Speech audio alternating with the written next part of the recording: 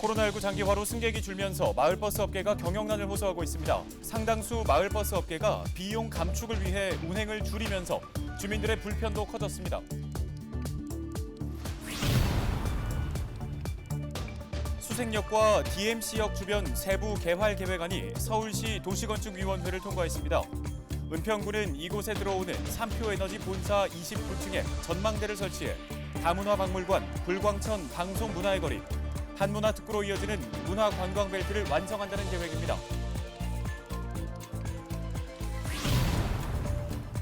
양천구의 모든 동에 어린이들을 위한 창의 놀이터가 한 곳씩 생겼습니다.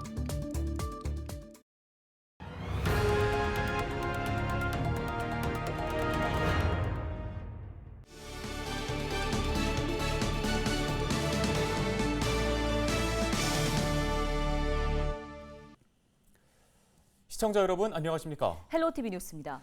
코로나19로 인한 마을버스의 승객 감소가 업체들의 재정난으로 이어지고 있습니다. 관련 내용 지난 뉴스에서 전해드렸는데요. 네, 마을버스 업계는 다음 달부터 운행을 중단하겠다고 예고한 상황입니다. 왜 이런 상황이 생긴 건지 손성혜 기자가 현장 취재했습니다. 마을버스는 가파르고 좁은 골목길 같은 시내버스가 다니기 힘든 곳을 주로 오갑니다. 마을버스를 서민의 발이라고 하는 이유입니다. 그런데 최근 마을버스 운행을 두고 주민들이 불편을 호소하고 있습니다. 5분, 10분이면 오던 버스가 20, 30분을 기다려야 오고 주말에는 한 대만 다닌다는 겁니다. 힘내 가지고 왔다 갔다 하니까 3, 40분씩 걸리잖아. 그게 굉장히 힘들더라고.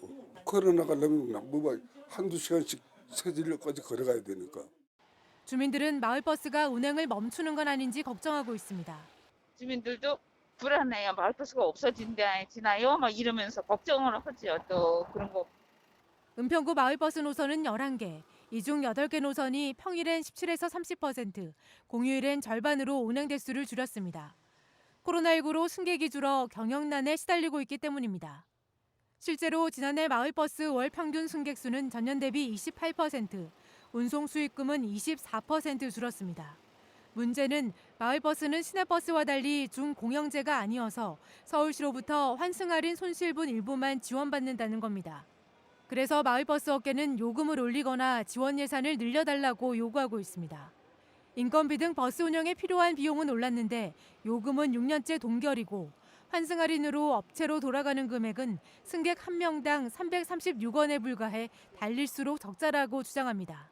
재정 지원도 제대로 안 되지, 요금도 안 올라가지고, 그러니까 마을버스가 더 이상 여기다 코로나까지 겹치니까, 그래서 우리가 이제 전면적으로 마을버스 서울시내 전체가 6월 1일서부터 차를 세우겠다는 거예요. 월수급이에요.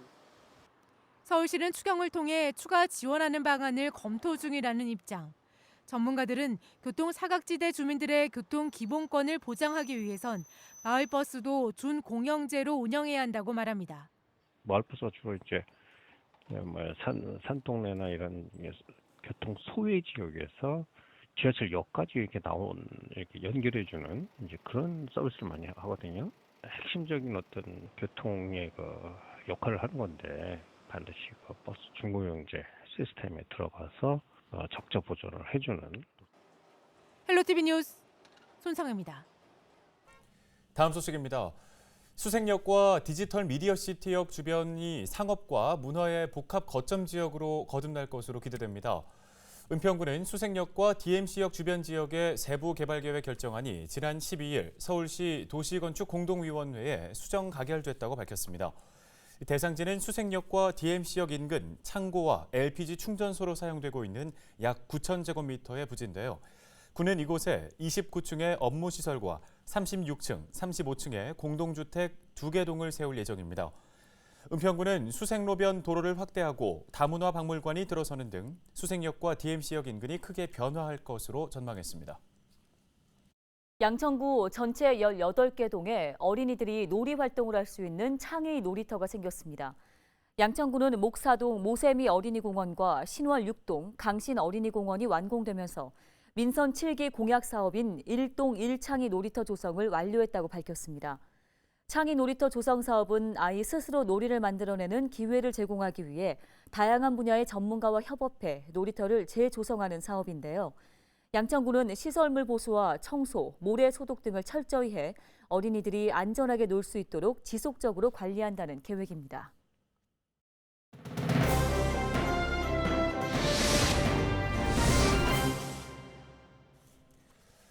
양천구의회가 아동학대 예방과 방지에 관한 조례 일부 개정 조례안을 의결했습니다. 네, 해당 조례안을 발의한 나상희 양천구의회 부의장 화상 연결해서 얘기 들어보겠습니다.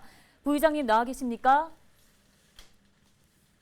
안녕하십니까? 네, 안녕하세요. 네. 자, 아동학대 전담 공무원 임용과 학대 피해 아동 쉼터 운영에 관한 사항 등이 담긴 개정 조례안 발의하셨는데요. 조례안 발의 배경부터 여쭙겠습니다.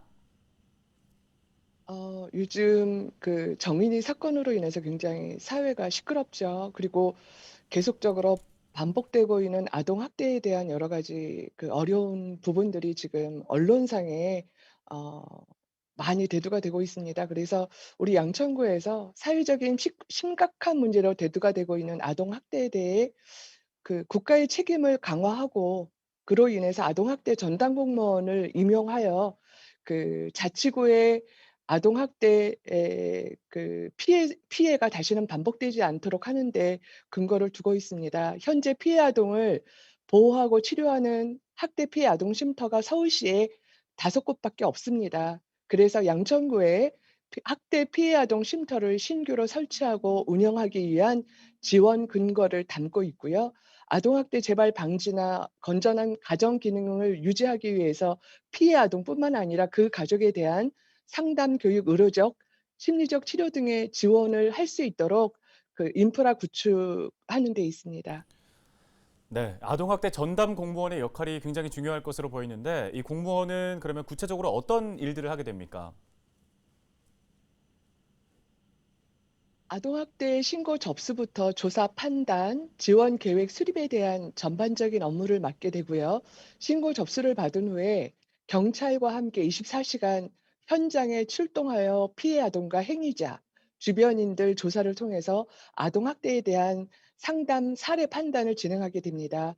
아동학대 사례 판단 이후에 아동을 어떻게 보호할 것인지, 그리고 보호 조치를 결정한 후에 피해 아동 보호 계획을 수립해서 사례기관인 아동보호 전문기관으로 그 사례를 이관하게 되고요. 특히 양천구 같은 경우는 학대 신고 건수가 자치구 중에 상위권에 속합니다. 그래서 양천구에서는 아동학대 전담 공무원 정원이 3명이지만 추가로 충원하여서 1명을 충원했죠. 그래서 총 4명이 근무하고 있습니다. 네. 학대 피해 아동 쉼터 운영과 관련해서 이 쉼터가 좀 내실 있게 운영되기 위해서 어떤 노력들이 필요하다고 보시는지요? 학대 피해 아동은 복합적인 문제와 전문적인 심리 치료, 상담, 그리고 고난이도의 사례 관리가 필요합니다.